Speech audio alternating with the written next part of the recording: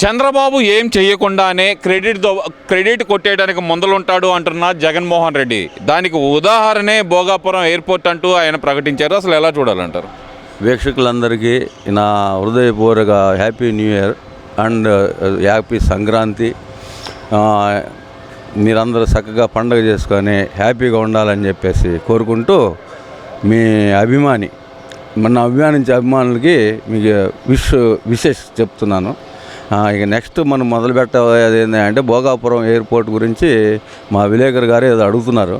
దాని గురించి చెప్తాను, కొంచెం శ్రద్ధగా వినండి, దాన్ని అర్థం చేసుకోండి. అసలు ఏం జరిగింది, ఏంటి, పుట్టుపూర్వత్రాలు ఏంటి అనేది తెలుసుకుందాం ఒకసారి. ఇదే భోగాపురం ఎయిర్పోర్ట్ గురించి జగన్మోహన్ రెడ్డి గారు మాట్లాడిన మాటలు ఇంకోసారి నేను చెప్తున్నాను. అక్కడ ఎర్రబస్సు కూడా రాని సాటికి ఎయిర్పోర్ట్ దేనిగా నన్ను అడిగారా లేదా? అడిగారు. అయిపోయిన తర్వాత నెక్స్ట్ వచ్చేసేసి భోగాపురం ఎయిర్పోర్ట్కి 15,000 ఎకరాలు అవసరమా అన్నాడు. ఆ తర్వాత అనుమతులు ఎవరు ఇస్తారన్నాడు. దీన్ని మళ్ళీ ప్రజా ఉద్యమం చేసి దాన్ని ఆపేసింది ఎవరు? చంద్రబాబు నాయుడు గారు ఆపేయలేదు కదా. దాన్ని శంకుస్థాపన చేశారు, దాన్ని సదును చేసే ప్రయత్నం, దాన్ని అడ్డుకోవడానికి అక్కడొకటి కొంత పొలాలు కొని ఈయనే కోర్టులో కేసులు వేసిన పరిస్థితి ఉంది. ఆ తర్వాత వాళ్ళ అన్నన్యాలతోటి మరి ఎక్కువ కొనలేం కదా. 15,000 ఎకరాలంటే ఒకటే కొనటం అది సాధ్యాలకి సరిపోదు. అందుకని చెప్పి వీళ్ళ అన్నన్యాల శాతం మొత్తం కొనిపించేశాడు. ఆ తర్వాత కనీసం మినిమం దానికి నాకు తెలిసి 1000 ఎకరాల పైనే పడుతుంది, తక్కువేం పట్టదు. ఎందుకంటే దాంట్లో మనకి కావాల్సిన కార్గో అంటే ఇంటర్నేషనల్ ఎయిర్పోర్ట్ మనకి ఇక్కడి నుంచి రైతులకి బాగా ఉపయోగపడేది. మన గ్రీన్ఫీల్డ్ ఎయిర్పోర్టే కదా అది. మన రైతులు పండించిన పంట ఎగుమతి చేసుకోవడానికైనా ఆక్వా రంగానికైనా ఇక్కడి నుంచి నీకు మనకు వచ్చేసరికి ఇటు ఛత్తీస్గఢ్ దగ్గర నుంచి కలకటా దాకా గ్రీన్ఫీల్డ్ ఎయిర్పోర్ట్ లేదు. ఆ తర్వాత ఈ మధ్యలో ఎయిర్ బేసెస్ లేవు పెద్దగా. ఒక విశాఖపట్నం ఎయిర్ బేస్ ఒకటే ఉంది, అది నేవల్ ఎయిర్ బేస్. అది వాళ్ళ అండర్లోనే ఉంటుంది, under control of naval forces. ఆ తర్వాత మనకు వచ్చేసి భోగాపురం ఇంటర్నేషనల్ ఎయిర్పోర్ట్ మూలన మనకు వచ్చే ప్రయోజనాలని దాచిపెట్టి చంద్రబాబు నాయుడు గారు చేస్తే దాన్ని కడితే ఆయన శంకుస్థాపన చేసేసాడు. ఆ అనుమతులన్నీ మన అశోక్ గజపతిరాజు గారు తీసుకొచ్చి ఇచ్చాడు. సెంట్రల్ ఎయిర్పోర్ట్ అదే విమానయాన శాఖ మంత్రిగా ఉన్నప్పుడు అవన్నీ క్లియరెన్స్ చేసుకొచ్చిన తర్వాత ఆ గ్రీన్ఫీల్డ్యో లేకపోతే ఈయన కోర్టులో కేసులు వేసి వాటిని ఆపాడు. ఆ తర్వాత ఆయన వల్ల ఆపటం అదే సెంట్రల్ గవర్నమెంట్ది. అది ప్రాజెక్ట్ పోతే మళ్ళీ రాదు అని తల్లకిందులుగా సపోర్ట్ చేసిన సరే పోనీలే అని చెప్పి మళ్ళీ తర్వాత ఎంతది 2,500 ఎకరాల 250 ఎకరాల్లోనూ 2,885 ఎకరాల్లో దాన్ని శాంక్షన్ చేయించుకొచ్చాడు. దాన్ని కుదించేశాడు. దానికి ఉన్న ప్రయోజనాలనే సంకనాకి ఇచ్చేశాడు. తర్వాత శంకుస్థాపన చేశాడు. చుట్టూ ఉన్న భూములు ఎవరు? మాస్టర్ ప్లాన్ ఈయన. అది సాల్దా ఎయిర్పోర్ట్.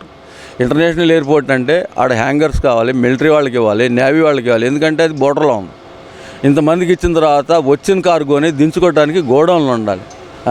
ఆ గోడౌన్ నుంచి అవుట్ గోయింగ్ పోవడానికి కూడా గోడౌన్లు ఉండాలి. కార్గో వచ్చిందా ఇక్కడ గంటలు ఆపుకోరు కదా ఫ్లైటు.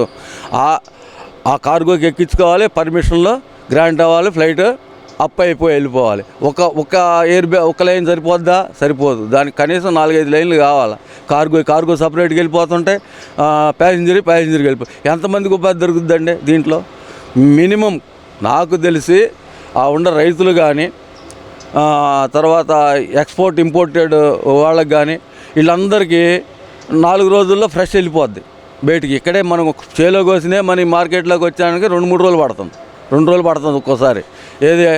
అదే అట్లా వెళ్ళి అనుకోండి హై క్వాలిటీ మన రైతులకు ఉపయోగమే కదా. అది రైతులకి ఎక్కడ దాంట్లో నష్టం జరగట్లేదన్న సంగతి తెలియజెప్పుకోవాలి మనం. ఇక్కడి నుంచి అక్కడ దాకలేదు. మళ్ళీ నెక్స్ట్ ఎయిర్పోర్ట్ అయినా మద్రాసు నుంచి దగ్గరలో ఇటు ఈ పక్క ఏముంది? లేవు కదా. అలాంటప్పుడు అక్కడ కట్టితే తప్పేముంది? ఈయన అంటాడు అమ్మ పేరేదో ఉంది, ఎర్రబోసు రానుల్లో కూడా ఎయిర్పోర్ట్ అవసరమా అని. మరి వాళ్ళు ఎందుకు క్రెడిట్ దొబ్బేశారని చెప్పి ఏడుతున్నావు నువ్వు? ఇప్పుడు దాని ఎయిర్పోర్ట్ని నువ్వు సర్వనాశనం చేసావు. తప్పనిసరి పరిస్థితులు దాంతో సర్దుకోవాల్సి వస్తుంది. ఇప్పుడు అది ఇంకా దాన్ని నెక్స్ట్ భూసేకరణ కూడా జరగాల. ఇవన్నీ కాదు, అసలు తెచ్చింది నేనైతే కనుక చంద్రబాబు పేరు చెప్పుకుంటున్నారు ఏంది, రామ్మోహన్ రెడ్డి గారి బిల్డప్ ఏంది అక్కడ, చేసింది నేనైతే కనుక అంటున్నాడు కదా మరి జగన్మోహన్ రెడ్డి. సరే బిల్డప్ వాళ్ళదో వీళ్ళదో, గవర్నమెంట్ నీది కాదు. ఇప్పుడు నువ్వు చేసినాడు ఇవన్నీ కాదబ్బా, మాకు ఒకసారి ఒక లిస్ట్ ఇవ్వబ్బా, నువ్వు తెచ్చినవి ఏంటో, నువ్వు చేసినవి ఏంటో, నువ్వు తెచ్చిన ఎయిర్పోర్ట్లు, నువ్వు కట్టిన బస్ స్టాండ్లో. సరిపోదు అంటున్నాడు.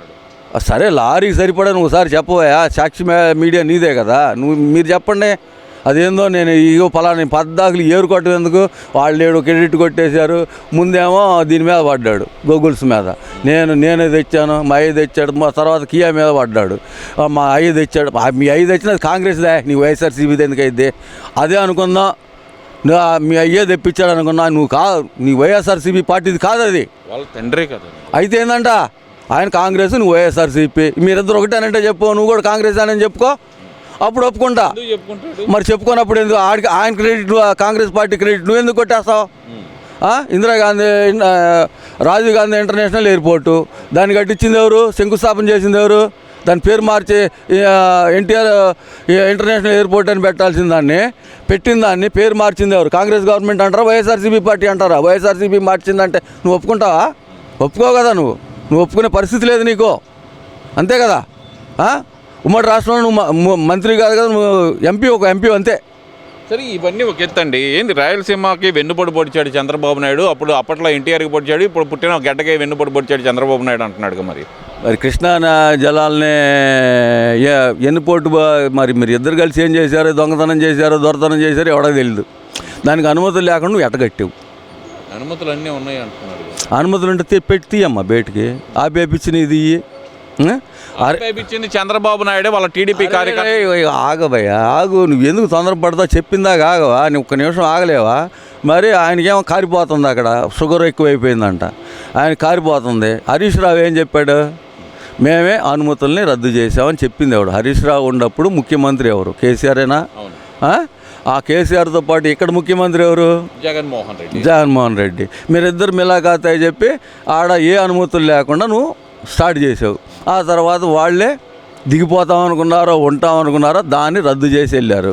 ఆ తర్వాత ఈయనకేందో ఉలిపిత్రం ఆకుండా నేనేదో సెంట్రల్ గవర్నమెంట్ని తీసుకొచ్చానని చెప్పి రేవంత్ రెడ్డి గారు చెప్పారు. అది ఆల్రెడీ ఆగిపోయిన ప్రాజెక్ట్ని మనం ఏం చెప్తాం, వాళ్ళు ఉండగా నడిచింది దొంగతనంగా. దానికి అన్ని కోట్లు 240 కోట్లు ఏ విధంగా ఇచ్చావు నువ్వు, ఏ బిల్లులోంచి పాస్ చేసి ఇచ్చావు? అవును కదా, మరి ఏం చేద్దాం మరి దానికి? ఆయన ఇప్పుడు హరీష్ రావు గారు చెప్పిన దాని గురించి జగన్మోహన్ రెడ్డి ఎక్కడ ఎందుకని మాట్లాడలేదు అంటారు? మా దోస్తే ఆయన చెప్పింది నేను ఎందుకు చెప్తాను, ఆయన చెప్తే నేను దొరికిపోను దొంగలాగా. మనకేందంటే మన దొంగడు ఒక పని చేస్తుంటాడు అనమాట, గంట కొట్టేయాలంటే ఇట్టరా, గంట కొట్టాలంటే ఇట్టా అని చెప్పేది. అది నీ పరిస్థితి. నువ్వు ఏదన్నా ఉంటే ఒక లిస్టు, నేను ఈ ఆంధ్ర రాష్ట్రానికి చేసిన మంచి పనులు లేకపోతే తెచ్చిన కంపెనీలు ముందు ఒక లిస్టు పెట్టవయ్యా. మీ పద్దాకులు ఈ లొల్లీలు పెట్టబాక, ఏది కంపెనీ తెచ్చినా మేము తెచ్చాం దాన్ని మీరు ముందు తీసుకుపోతున్నారు. ఈ సంత కాదు రాజధాని, ఎవరు రాజధాని కూడా నేనే కట్టానని చెప్పుకోనేవాడు కదా, ఎందుకు మరి ప్రజావేదికని కూల్చేసావు? ఆ తర్వాత ఇవాళ ఏమంటున్నా, నదీ గర్భంలో రాజధాని కడుతున్నారని చెప్పి పిచ్చి వాగుడు కూడా వాగుతున్నావు. ఎన్నిసార్లు మునిగిందా ఈ రాజధాని? అనౌన్స్ చేసిన తర్వాత హైదరాబాద్ ఎన్నిసార్లు మునిగింది? హైదరాబాద్ ఎక్కడుంది, ఏ హైట్లో ఉంది, అయినా కూడా ఎందుకు మునిగింది? వాటి ద రీజన్ మురుగుపోయే దారి లేదు, మూసీ నదిని మూసేశారు, అందుకు మునిగింది అది. లేకపోతే హైదరాబాద్ మునగాలని అవసరం రాదు, ఎక్కడ బొట్టి నీళ్ళు ఉండవు, ఇవాళ వర్షం కుడితే రేపు పొద్దుకు ఉండవు. అలాంటిది మునుగుతుంది. ఎందుకు మునుగుతుంది? నదీ నాలాలు కబ్జాలు చేయబట్టి మునిగింది. ఇక్కడ అలాంటిది ఏం లేదు. ఒకటి ఆల్రెడీ దానికి తగ్గ డ్రైనేజ్ వ్యవస్థ ఉంది, వెళ్ళిపోద్ది కదా. నువ్వు 4 లక్షల క్యూసెక్లు ఒకే రోజు వరద వస్తే కరకట్ట దాటి యువతలకు రాలా, నువ్వు ముంచాలని విషయ ప్రయత్నం చేసావు, అయినా కాల. ఆ వరద వచ్చే టైంలో నీకేం అవసరమయ్యా? మన ఈ పంపు సెట్ ఏది ఎత్తిపోతల పథకం, కొండవీడు కాదు, మన డెల్టాకి చేశారు కదా పట్టిసీమను కూడా నువ్వు ఆపకుండా ఆపరేట్ చేసావు. అర్థమైందా? పట్టిసీమను కూడా ఆపలా. 4 లక్షల క్యూసెక్లు వస్తుంటే పట్టిసీమను కూడా ఆపకుండా నువ్వు దాని పంపులో వదిలి అయినా కూడా ముంచాలని చూసావు. మునిగిందా? మునగల. మరి నీ ఏం చెప్తావు? ఆ తర్వాత దీన్ని కూడా ఆపేసావు. రాజధానిలో ఉన్న లిఫ్ట్ మురుగుబేటికి పోయేదాన్ని, దాన్ని ఆపేసావు, దీన్ని ఆపేసావు. అదో పెద్ద ప్రాజెక్ట్ అని వాగావు అంతకుముందు. అదే ప్రాజెక్ట్ అని అడిగావు కదా, ఎందుకు 100 కోట్లు ఖర్చు పెడుతున్నావు అని. మరి ఇప్పుడేంది, మునగలేదు కదా. ఎక్కడో లోతట్టు ప్రాంతాలంటే కొంత వాగు విస్తీర్ణం దగ్గర కొంత ఎంత కాస్త కోసం అది ప్రతి ఊళ్ళోనే ఉండేదే, ప్రతి ఊళ్ళో ఉండేదే. అది కొద్దిగా జరిగితే జరిగి ఉండొచ్చు ఏడ ఒక పల్ల భూముల్లో. దానికి నువ్వు దాన్ని పెద్ద ఎలివేషన్ చేయటం ఇది కరెక్ట్ కాదు. సరే, ఇదంతా ఒక ఎత్తు అనుకుందాము.